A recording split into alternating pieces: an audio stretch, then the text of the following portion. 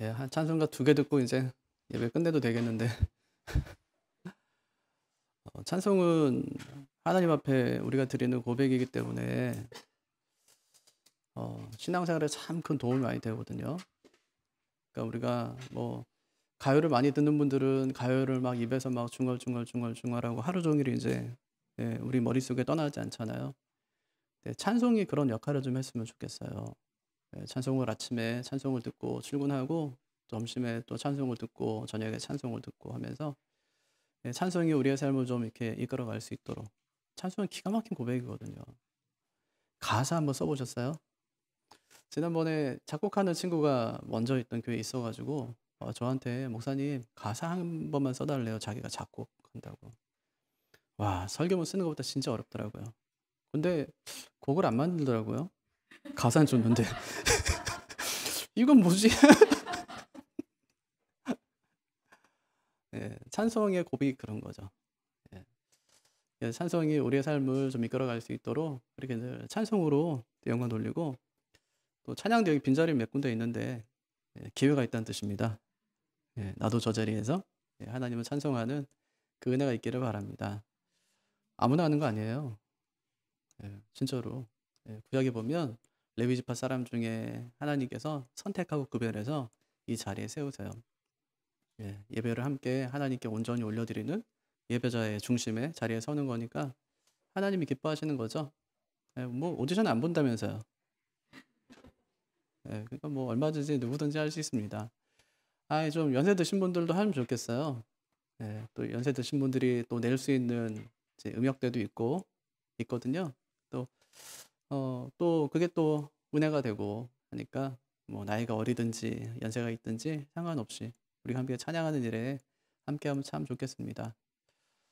지난주에는 이태원 참사를 우리가 겪었어요. 아침에 이제 그 소식을 듣고 나서 제일 먼저 든 생각이 혹시 우리 애들이 저기 있는 거 아닌가.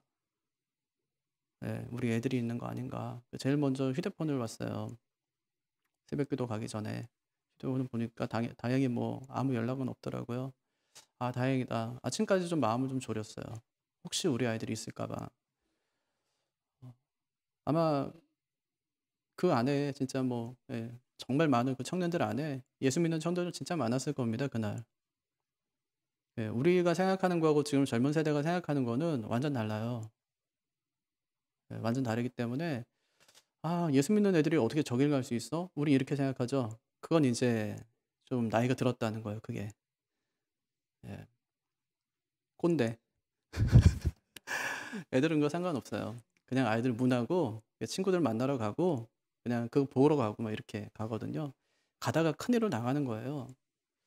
실제로 몇 년 전에 이제 할로윈 때인데 그때 제가 이제 신방을 갔거든요, 어느 집에. 그랬더니 아들이 지금 오고 있는 중이래요. 어디서 오냐 그랬더니 무슨 랜드에서 지금 할로윈 축제를 하는데 친구들하고 거기 갔다는 거예요. 근데 목사님 걔가 오면 아마 깜짝 놀라실 거예요. 그래요. 왜요? 그랬더니 그 분장을 지우지 않고 온다는 거예요. 왔어요. 그리고 이제 예배는 마쳤고 식당으로 갔는데 식당에 그 애가 온 거예요. 어떻게 하고 왔겠어요? 피투성이라고 온 거예요, 얼굴에. 진짜. 남자인데 피투성이라고 왔어요. 하나도 부끄럽지 않아요. 괜찮았어? 그랬더니 뭐요? 이러더라고요. 아니 괜찮았냐고 그냥. 그랬더니 괜찮았대요. 사람들이 안 쳐다봐?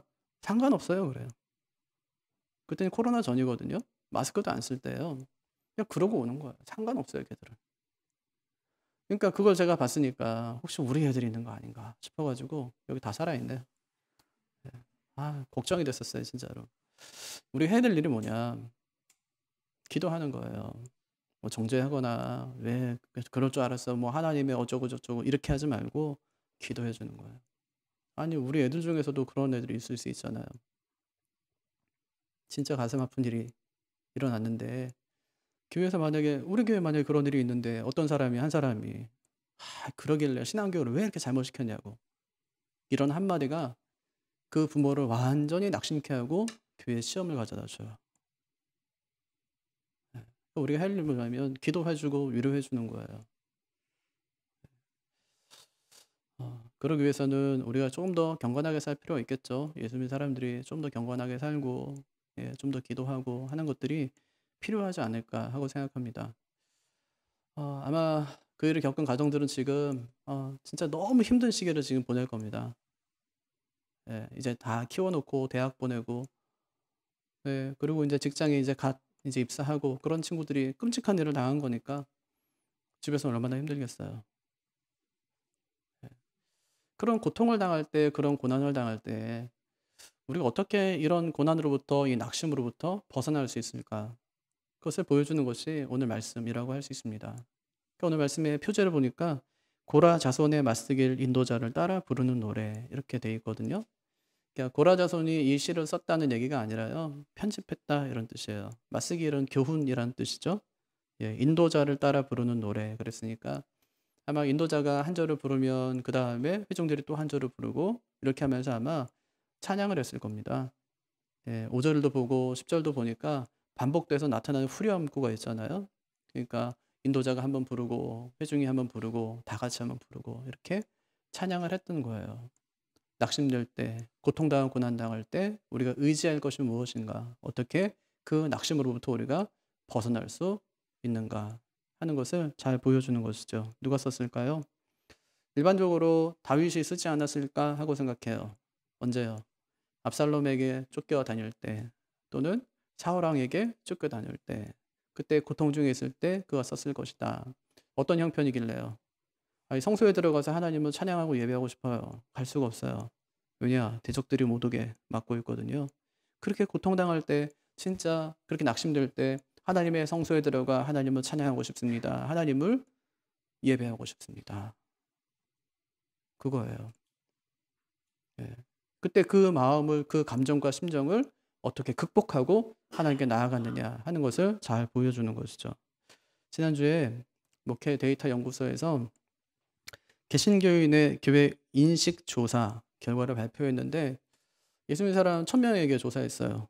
내가 바라는 이상적인 교회는 어떤 곳인가? 그랬더니 60%가 예배 중심적 교회라고 대답했어요. 예배 중심적 교회. 근데 현재 지금 교회의 모습은 어떤가 하고 물었더니 권위주의적 교회 이렇게 답했어요. 그들이 원하는 것은 뭐냐면 이상적인 교회. 뭐 하는 곳이에요? 하나님을 향해서 예배하는 곳. 실제로 교회의 현실은 인간이 중심이 돼서 인간이 주인이 돼서 교회를 운영하거나 또 교회를 이끌어가는 권위주의적 교회. 교회는 하나님 중심이어야 되는데 지금 이 땅의 교회들은 인간 중심적이다. 이렇게 보는 거예요. 슬프죠?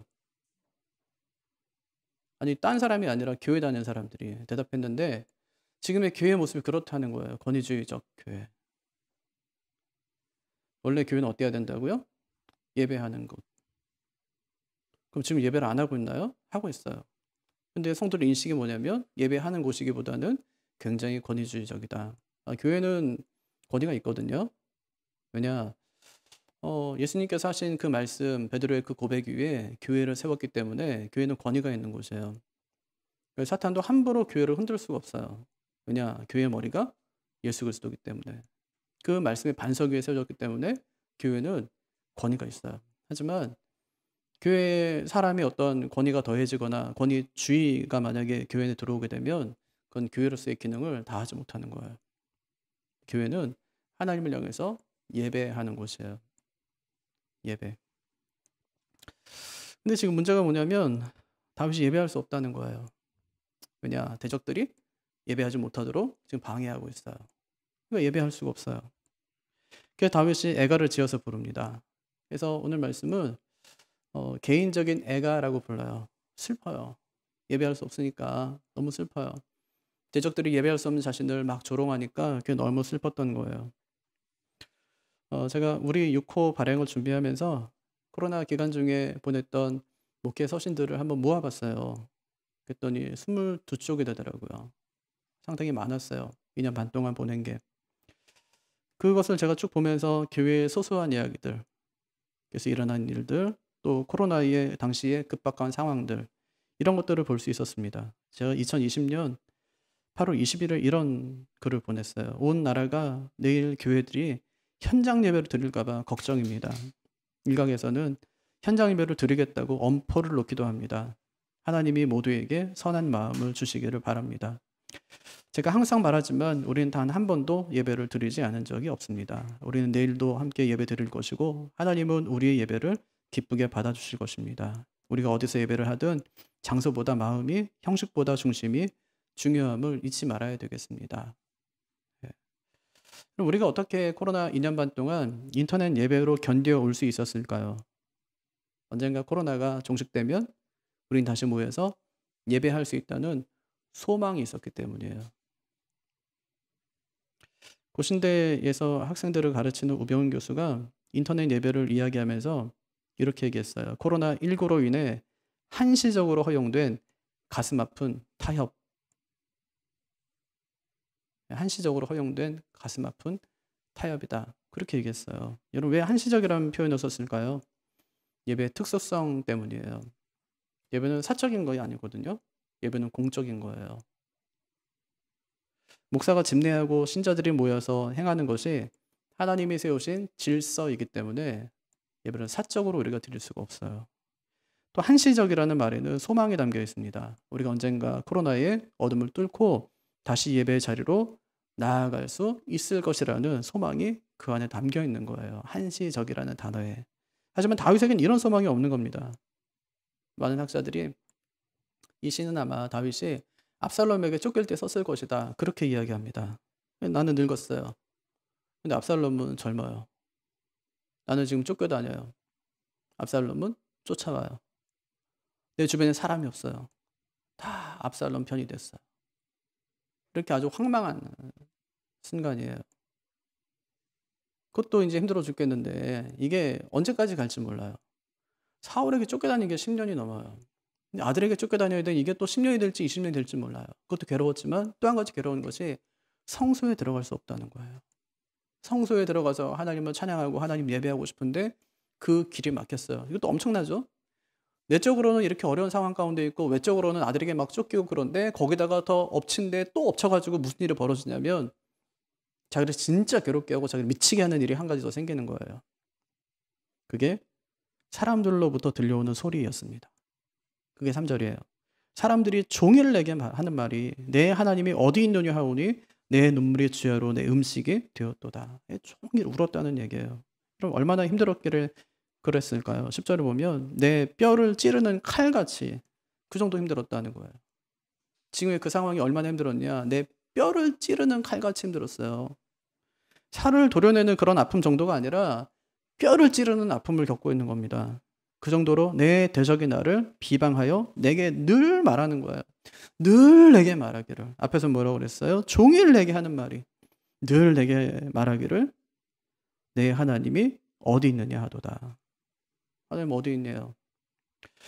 코로나 기간 중에 어느 집사님이 전화를 했어요. 아내는 믿음이 있고 남편은 믿음이 없는데 그 남편이 아내 따라 종종 교회를 나와요. 코로나가 막 기승을 부리니까 교회 폐쇄됐죠. 예배는 중지됐죠.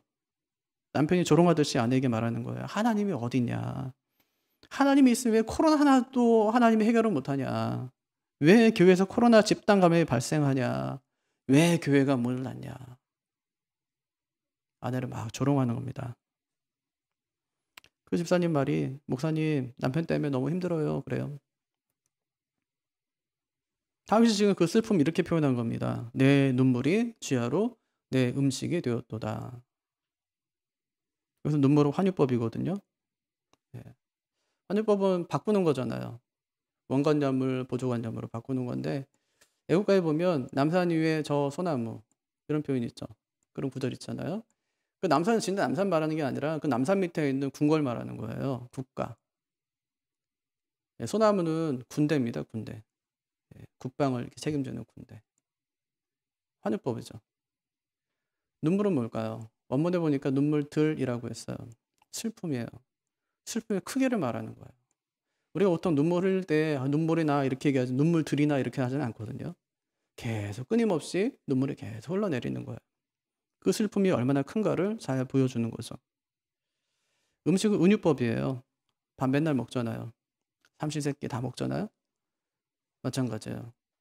지금 이제 그 슬픔이 그냥 매일 먹는 음식처럼 계속 된다는 뜻이에요. 계속 돼요.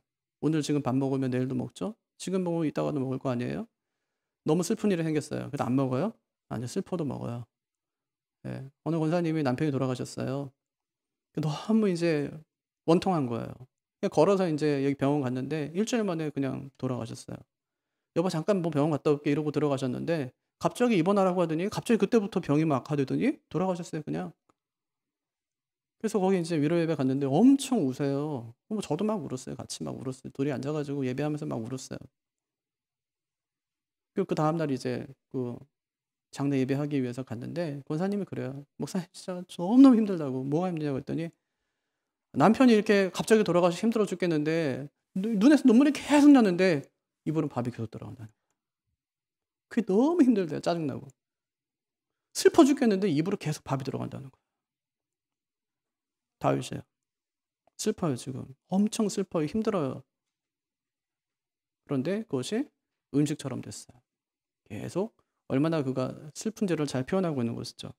쥐하로는 상극법이에요. 아침부터 저녁까지. 모든 시간을 의미하는 것이죠. 그 정도로 다윗이 지금 굉장히 고통 가운데 있다는 겁니다. 하루 종일 슬퍼요. 왜 그렇다고요? 대적들의 도전 때문이에요. 3절 사람들이 종일 내게 하는 말이 내 하나님이 어디 있느뇨? 하는도다. 그렇게 얘기하죠. 그러니까 무슨 얘기하냐면 야 있지도 않은 하나님은 뭘 그리 믿냐 이런 말이에요. 우리 많이 그런 소리 많이 듣죠, 그죠?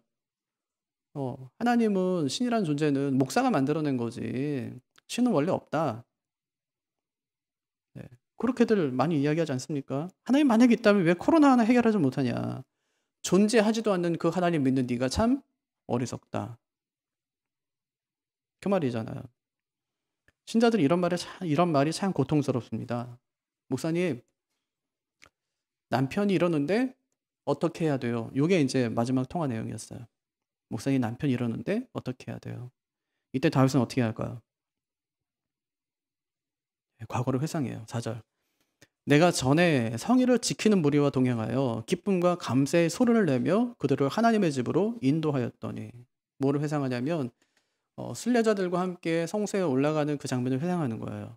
여러분 예전에 어릴 때 교회 다니시는 분들은 아마 동네에 있는 아이들하고 335 짝지어서 예배당을 향해서 갔을 거예요. 저도 그런 경험이 있거든요. 동네에 있는 누나, 동네에 있는 친구들, 이런 친구들 또 형제들 같이 해서 아침에 뭐 한 8시쯤 인제 그때 인제 교회로 가는 거예요. 그럼 20-30분 걸어가야 돼요. 그럼 이제 헌금을 주잖아요, 엄마가 100원 이렇게 주면 가면서 얘기해요.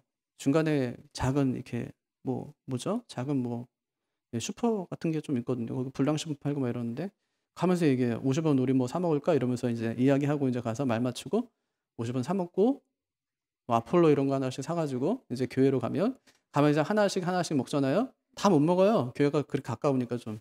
다 못 먹고 인제 가면 선생님이 기가 막히게 알잖아요. "너 아침에 뭐 헌금 가지고 뭐 사 먹었냐?" 이렇게 또 물으시면 그러면 이제 뭐 난감하고 "예 그랬다."고 엄마한테 얘기하지 말라고 인제 그런 생각들이 나거든요. 근데 다윗이 지금 너무너무 힘든 거예요. "네 하나님이 어디 있냐?" 그럴 때 너무 힘들었어요. 그때 뭐 하냐면 회상해요.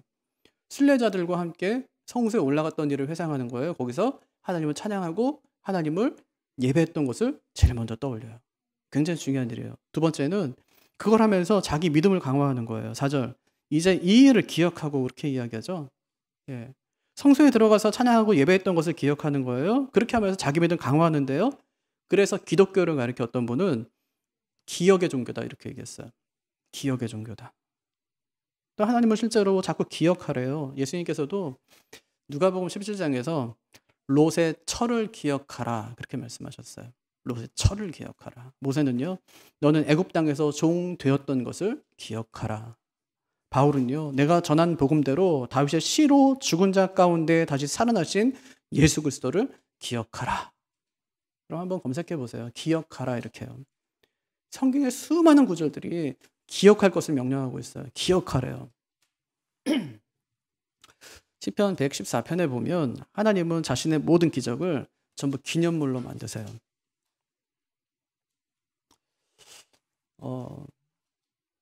요즘에 이제 금요 예배 때마다 이제 여호수아서 말씀 나누기 시작했거든요. 하나님께서 이스라엘 백성들에게 이제 요단강 건너가 이렇게 말씀하시면서 한 가지 하라고 하신 것이 있어요. 갈 때 한 지파에 하나씩 돌을 취해가지고 길갈에 도착하거든. 거기다가 기념비를 세워라. 그렇게 했어요. 왜냐하면 어떤 사람들이 이제 후대 사람들이 기념비를 보면서 이게 뭡니까 하고 물었을 때 하나님께서 40년 동안 너희를 어떻게 인도하셨고 여기까지 하나님께서 보살피셨는지를 이야기하기 위해서요. 그것을 기념하게 하라는 거예요. 이야기하라는 거예요. 예. 기억하는 것이죠, 그것이. 그래서 하나님께서는 자신의 모든 기적을 기념물로 만드세요. 왜 그럴까요? 하나님이 어떤 분인지 기억하게 하기 위해서요. 다윗이 하나님을 기억하는 거예요. 행하신 일을. 그게 자기 믿음을 강화시켜요.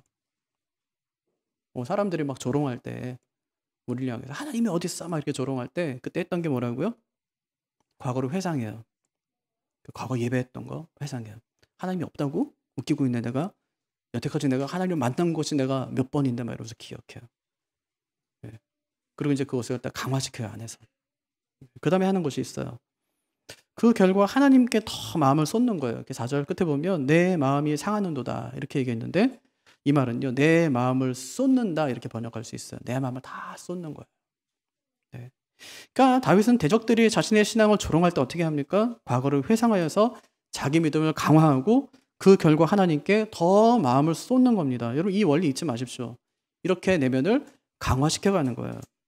그런 다음에 하는 일이 있죠. 한마디로 엄청난 결단 하나를 하는데 이제 앞으로 어떻게 할지 자기 자신에게 선포하는 거예요. 선포하는 것. 뭐라고 선포하냐면 이제는 낙심하지 않겠다는 거예요. 이젠 더 이상 낙심하지 않겠다는 거예요. 그래서 우리가 낙심하지 않는 비결이 뭐냐. 첫 번째가 남의 말에 귀를 기울이지 않는 겁니다. 5절 보세요. 내 영혼아 내가 어찌하여 낙심하며 어찌하여 내 속에서 불안해하는가. 그렇게 이야기하죠. 누구한테 하는 말이에요? 내 영혼아 그렇게 얘기해요. 누가 누구한테요? 내가 나에게. 내 영혼에게 얘기하는 거예요. 왜 너 남의 말에 그렇게 낙심하고 불안해하냐 하고 말하는 거예요. 왜 남이 하는 말에 그렇게 신경 써 이런 얘기예요. 낙심이라는 말은 이 떨어지는 낙이니까 마음이 떨어지는 거예요. 이런 마음이 상하는 게 있고 마음이 떨어지는 게 있어요. 뭐가 회복이 쉬울까요? 상하는 거는 이제 그건 더 어려워요. 상하는 거는. 마음이 상하는 건 더 어려워요. 그럼 치료가 필요하기 때문에. 근데 떨어지는 거는 끄잡아 올리면 돼요. 어떻게 해요? 선포해버리는 거예요. 다윗처럼. 여러분 우리가 언제 주로 낙심하죠? 일의 생각대로 안 되든지 아니면 상대가 상처 주는 말을 할 때 그때 낙심하거든요. 이렇게 낙심될 때 어떻게 하라고 말하죠? 자기 자신에게 말을 걸래요. 여러분 우리가 하루에도 얼마나 많은 것들을 보고 듣는지 모릅니다. 현대인들은 생각하지 않아요. 어떻게 할까요? 습득해요. 유튜브 시청 인구가요 5명 중에 4명이래요. 우리나라 국민 중에. 20대는 한 달에 44시간, 45시간 본대요. 10대는 뭐 40시간인가 본대요. 어른들은 얼마나 볼까요? 저희 어머니 아버지는 얼마나 보실까요? 할머니 할아버지들이 유튜브 얼마나 많이 보실까요? 안 보실까요? 아니면 엄청 보실까요? 서로 주소를 공유할까요? 안 할까요? 3배 보실까요? 4배 보실까요? 엄청나게 보시는 거예요. 제가 아는 어르신들은 하루 종일 보고 계세요. 유튜브. 거기서 정보란 정보는 다 습득하는 거예요. 그러니까 앉아서 보면서 계속 온갖 정보를 다 수집하면서 때로 낙심도 되고 때로 욕도 하고 마음도 상하고 기분도 좋고 어떻게 살아야 될지 결정도 하고 막 그렇게 하시는 겁니다. 근데 성경이요. 누누이 하는 말이 뭐냐면 남의 말 들으며 살지 말라는 거예요. 자기 자신에게 스스로 메시지를 전하라는 말입니다. 이게 굉장히 중요한 원리예요. 다윗이 대적의 말을 들어요. 어떻게 됐죠? 3절. 사람들이 종일 말해요. 뭐라고 말해요? 네 하나님이 어디 있냐? 그렇게 말하는 거예요. 이 말에 딱 붙들렸어요. 그러니까 낙심해요. 그래서 하루 종일 울어요. 그거 하지 말라는 거예요. 그거 하지 말고 남의 말 듣지 말고 네 자신에게 스스로 말하라 이렇게 얘기하는 거예요. 뭐라고 말해요? 내 영혼아 내가 어째 낙심하며 어째 불안해하는가? 이렇게 스스로에게 말하라는 거예요. 왜 그렇게 스스로에게 물어보라고 말할까요? 대답을 듣기 위해서. 그럼 무슨 대답이 나올까요? 그러지 않아도 된다는 말이에요. 내가 더 이상 낙심하지 않아도 된다는 말이에요. 더 이상 불안해하지 않아도 괜찮다는 말이에요. 그러니까 남의 말 듣지 말고 스스로 묻고 스스로에게 대답하라. 그렇게 이야기해요. 그럼 실제로 우리가 낙심하는 이유는 자꾸 남의 말에 귀를 기울이기 때문입니다. 남이 무슨 말을 하면 그냥 쓸데없는 소리 하지 말라고 그냥 치부해버리면 되는데 그걸 안 하는 거예요. 왜 그럴까요? 따당할까 봐. 따당할까 봐. 말 듣지 않으면은 나하고 안 놀아줄까 봐. 상대하지 않을까 봐. 나 혼자 외로울까 봐. 거절하지 못하는 거예요. 근데 남의 말에 흔들리지 않으려면 그렇게 해야 됩니다. 남의 말 듣지 말고 자기 자신에게 하는 말을 들으세요. 예, 자기 얘기 말하고 자기에게 대답할 수 있어야 합니다. 그게 성경에 나오거든요. 시편 121편이에요. 그게 신이 성전에 올라가요. 예. 근데 성전에 올라가는 길은 되게 위험한 일이거든요. 예수님께서도 비유를 말씀하시면서 강도 만난 자, 예. 성전을 지나가다가 강도 만난 자 비유를 말씀하세요. 그러니까 성전에 올라가다가 강도 만날 수 있어요. 왜냐하면 성전에 올라갈 때 그냥 가지 않거든요. 뭘 가져가요? 재물도 가져가고 하나님께 드릴 것들 온갖 것들을 가져가요. 그냥 강도가 많단 말이에요. 위험한 일이에요. 성전에 올라가는 일이. 예. 그러니까 시인이 지금 성전에 올라가는 거예요. 올라가면서 뭐라고 하냐면 이렇게 해요. 내가 산을 향하여 눈을 들리라. 나의 도움이 어디서 올까? 지금 도움이 필요한 거예요. 위험하니까. 그렇게 자기가 묻습니다. 나의 도움이 어디서 올까? 하고 자기가 스스로 물어요. 스스로 대답합니다. 나의 도움은 천지를 지으신 여호와에게서로다. 그럼 왜 이런 답을 얻을 수 있었죠? 그가 자신에게 물었기 때문입니다. 여러분 다윗이 왜 낙심해요? 남의 말이 가슴에 깊이 박혔기 때문이에요. 남의 말이 가슴에 깊이 박혔기 때문에 오늘 그걸 빼내는 겁니다. 어떻게 해요? 자신에게 물어보면서 내 영혼아 내가 어찌하여 낙심하며 어찌하여 불안해하는가? 왜 바보처럼 그러냐는 겁니다. 그렇게 하지 않아도 괜찮다는 거예요. 우리는 왜 낙심할까요? 남의 말에 귀를 기울이기 때문입니다. 그때요 자기 자신에게 물어보세요. 내 영혼아 내가 어찌하여 낙심하며 어찌하여 불안해하는가? 그것이 옳으냐? 이렇게 물어보라는 거예요. 그럼 내 마음이 곧장 대답하겠죠? 아니 그건 옳은 일이 아니에요. 그럼 결론이 뭐예요? 그러니 그 말에 신경 쓰지 말자. 이것이 낙심에서 벗어난 첫 번째 비결입니다. 뭐 하라고요? 남의 말에 귀 기울이지 말라고요. 남의 말에 네 인생을 그냥 떠맡기지 말라고요. 이걸 스스로에게 선포하라 그렇게 이야기하는 겁니다. 이게 첫 번째예요. 두 번째는 하나님께 소망을 두래요. 다시 5절 보세요. 내 영혼아 내가 어찌하여 낙심하며 어찌하여 내 속에서 불안해하는가. 이 질문을 계속 하다 보면 얻게 되는 답이 있어요. 아 내가 그동안 다른 사람 말에 소망을 두며 살았구나. 다른 사람의 말을 굉장히 중요하게 생각하며 살았구나 하는 것을 깨닫게 되는 거예요. 그 말을 의식하면서 소망을 두고 살았기 때문에 자꾸 낙심하며 불안해하는 겁니다. 제가 처음 사역한 교회 목사님이 종종 하시던 말씀이 있어요. 설교를 시작하기 전에 내 설교를 설교로 듣지 말고 말씀으로 들어달라는 말이었어요. 설교 들으면 평가를 해요. 설교 잘하네, 설교 못하네, 오늘 뭐 50점, 뭐 다음 주엔 70점 이렇게 해요. 말씀으로 들으면 받아들여요. 다른 거예요. 만약에 목사가 설교하면서 하나님 눈치만 살피지 않고 사람 눈치, 회중 눈치 살핀다. 이건 타락한 증거죠. 하나님께서 마땅히 증거하라고 하신 그 말씀을 전하는 게 아니라 본문을 읽어놓고 자기 얘기하든지 아니면 성도들 귀에 듣기 좋은 얘기하든지 이건 뭐 타락한 증거 아닙니까? 그런데 목사들도 성도들에게 나쁜 평가를 듣고 싶어 하지 않아요. 잘한다는 소리 듣고 싶어 하고요. 설교 좋다는 소리 듣고 싶어 해요. 그러다 보니까 자꾸 성도들 말에 신경 쓰게 됩니다. 혹시 안 좋은 말을 듣게 되면 상처를 받거나 낙심하게 되는 거예요. 근데 가만히 생각해 보면 그게 그렇게 상처될 일이 아니거든요.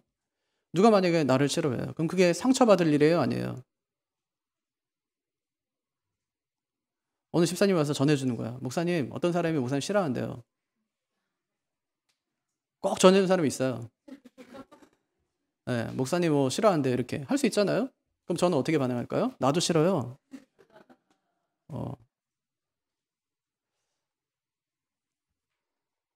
그럴 수 있잖아요. 우리도 누가 나 전해주는 거예요. 싫대요 이렇게. 그럼 그 말에 상처받을 수 있어요. 뭐 상처 듣는 얘기니까요. 하지만 상처받으면 안 돼요. 왜냐? 아 그렇죠. 뭐 제가 뭐 대단한 사람인가요? 이렇게 해야 돼요. 음. 나도 뭐 싫어하는 사람이 있는데 아유 내가 뭐 대단한 사람이면 다 나를 좋아합니까? 이렇게. 그럼 상처가 안 돼요. 그렇잖아요. 우리가 뭐 잘났습니까? 아유 뭐 못생겨 가지고 이런 얘기 많이 듣죠, 우리가. 못생겨 가지고 뭐 이렇게. 맞아요. 잘생겼으면 여기 있겠어요? 맞아요. 아유 뭐 못생겼지 내가 뭐. 음. 그럼 아무 문제가 없어요. 자꾸만 그런데 사람들에게 좋은 얘기 듣고 싶어 하고 사람들이 칭찬을 듣기 원하면 한마디 한마디에 전부 낙심되는 겁니다. 사람이 낙심되는 거예요. 그러니까 앞으로 누가 나에게 그런 소리를 할 때마다 맞습니다 하고 그냥 지나가면 됩니다. 대단한 사람 아니에요, 우리가. 이렇게 하면 장점이 있어요. 다른 사람이 나를 꾸짖으면 그게 상처가 되지만 스스로 나를 꾸짖으면 그건 성찰이 돼요. 세상은 그것을 반성이라고 하고 우리는 그것을 회개라고 합니다. 이렇게 자기를 돌아보면 자신에 대한 망상에서 막 벗어나게 되고요. 낙심의 원인이 자신에게 거는 헛된 기대나 자신에 대한 잘못된 평가가 있었으면 그때 깨닫게 되는 겁니다. 이렇게 낙심의 원인을 깨닫게 되면 그 뒤에 따라오는 것이 뭐냐면 하나님께 소망을 두는 거예요. 아, 그렇지. 뭐 난 아무것도 아니구나. 내가 할 수 있는 게 아무것도 없구나. 아이고, 뭐 사람들이 날 뭐 좋아하나. 내 힘으로 할 수 있는 게 있나. 역시 인생은 하나님께 소망을 두고 살아가야 돼. 그렇게 되는 것이죠. 자연스럽게요. 그래서 5절 중반절 보면 그렇게 얘기해요. 너는 하나님께 소망을 두라. 그가 나타나 도우심으로 말미암아 내가 여전히 찬송하리로다. 이것이 낙심에서 벗어나는 두 번째 비결입니다. 너는 하나님께 소망을 두라고 스스로에게 명령하는 거예요. 스스로에게. 소망에는 두 가지 일이 포함되거든요. 첫 번째는 인내하며 기다리는 동시에 인내하며 기다리는 것. 이게 첫 번째예요. 두 번째는 하나님을 기대하는 거예요. 인내하며 기다리고 하나님을 기대하고. 여기서 말하는 기대는요. 복권 사놓고 기대하는 것과 달라요. 그건 불안한 기대거든요. 하나님께 대한 기도는 그런 기대가 아니라 확실한 기대예요. 다윗이 왜 자신에게 하나님께 소망을 두라고 할까요? 하나님이 자기 삶에 개입하실 것임을 그가 확실히 믿었기 때문이에요. 다윗이 그것을 믿고 그가 나타나 도우실 것이다 그렇게 이야기하죠. 원문에 보니까 그의 얼굴에 구원이라고 되어 있어요. 그러니까 하나님의 얼굴에서 나오는 구원을 의미하는 거예요. 그러니까 지금 다윗은 대적에게 쫓기는 엄청난 고난을 지금 받고 있습니다. 육체적인 고난도 받고 있고 영적인 고난도 받고 있는 거예요. 하지만 그 순간에는 절대로 소망을 잃지 않습니다. 왜냐하면 그에게는 확신이 있었기 때문이에요. 어떤 확신이요? 하나님의 얼굴이 자기를 향하고 있다는 거예요. 하나님이 지금 고난당하고 있는 나를 하나님이 계속해서 지켜보고 있다는 거예요. 지켜볼 뿐 아니라 하나님께서 이 고난을 하나님께 기쁨으로 화평으로 하나님의 은혜로 바꾸실 것을 그가 지금 믿고 있는 것입니다. 이런 확신 하나가 우리를 절망의 자리에서 소망의 자리로 옮겨놓는 겁니다. 낙심의 자리에서 전심의 자리로 바꿔놓는 것입니다. 낙심에 빠진 자신을 책망한 다윗이 이번에는 자신을 향해서 적극적인 명령을 내리는 거예요. 하나님께 소망을 두라 이렇게요. 낙심하며 불안에 빠진 자기에게 물어봤더니 별게 아니에요. 실제로. 이게 진짜로 별게 아닌 거예요. 아무것도 아닌 일인 거예요. 낙심이라는 것이 내 안에서 일어나는 것이 아니라 외부에서 오는 거기 때문에 끊어내면 되는 거예요. 어떻게 하면 되냐? 하나님께 소망을 두고 살아가면 된다. 그렇게 이야기하는 것이죠. 그러면서 낙심의 자리를 이겨냅니다. 남편이 나를 자꾸만 낙심케 할 때, 아내가 자꾸만 낙심케 할 때 그 말에 자꾸만 흔들리지 마세요. 인정하세요. 아, 맞아. 나는 그런 사람이야. 그러니까 당신 만났지. 그러니까 당신 만났지. 당신 같은 사람이 있으니까 내가 사는 거지. 그러니까 나 좀 도와줘. 이렇게. 안 도와줄 거려? 앞으로 더 도와줘. 막 이렇게. 네. 자꾸만 옆에서 낚싯거리를 자꾸만 던져줄 때 물지 마세요. 안 물면 될 거 아니에요. 못생겨서 네가 싫어 이렇게 할 때 맞아 나는 별별로 없는 사람이야. 하나님 은혜 아니면 나 아무것도 아니지. 그렇게요. 밀어내는 거예요. 그리고 사람에게 소망 두지 말고 하나님께 소망 두는 겁니다. 다윗이 그렇게 절망적인 순간을 이겨내고 있어요. 말씀 정리하겠습니다. 여러분 다윗이 낙심해요. 뭐 때문에 낙심하냐? 한마디 말 때문에. 우리를 넘어뜨리는 것은 엄청난 말이 아닙니다. 그냥 작은 한마디 그 말 한마디 때문에 우리 넘어지는 거예요. 다윗은요. 네 하나님이 어디 있느냐? 이 한마디에 그냥 무너져 버려요. 우리를 무너뜨리는 말은 무엇입니까? 어떤 말에 무너지고 낙심하세요? 여러분 어떻게 그 어려움을 그 낙심을 어떻게 여러분 이겨내셨습니까? 다윗은요. 과거를 회상하며 이겨내요. 자신이 순례들과 함께 성소에 들어갔던 일을 떠올리면서 하나님께 거기서 예배하고 하나님을 찬송했던 것을 떠올리면서 이겨내는 겁니다. 뭐 하나님이 어디 있냐고? 하나님이 여기 있지 하고 이겨내는 거예요. 하나님이 어디 있냐고? 하나님이 여기 있지. 내가 예배하는 상황 가운데, 삶 가운데 있었지. 이겨내는 거예요. 회상하면 이겨낼 수 있어요. 아니 하나님 만난 경험이 우리에게 없습니까? 사람들이 아무리 뭐 하나님이 있니 없니 아무리 이야기해도 내가 만난 하나님이 분명히 존재하는데 그런데 왜 낙심하냐고 그것 때문에. 그거 없다고 해서 없는 게 아닌데 그거 있다고 해서 있는 것도 아닌데 여전히 존재하시는 그분이 하나님이신데 낙심할 이유 하나도 없다 그렇게 얘기하는 거죠. 다윗은 낙심을 적극적으로 떨쳐냅니다. 자기에게 두 가지 명령 내리는 거예요. 남의 말에 귀 기울이지 마라. 하나님께 소망을 두라. 이겨내요. 가까운 사람이 자꾸 상처 줍니다. 나의 약한 부분을 집요하게 공격하죠. 그때 우리가 취해야 할 태도는 그 말에 붙들리지 않고 하나님 붙드는 거예요. 그렇게 낙심을 이겨내는 분들이 꼭 되시기를 바랍니다. 마귀가 아무리 공격하고 넘어뜨리려고 해도 절대 넘어지지 않는 그 소망을 붙들고 살아가는 우리가 되기를 주님의 이름으로 부탁합니다.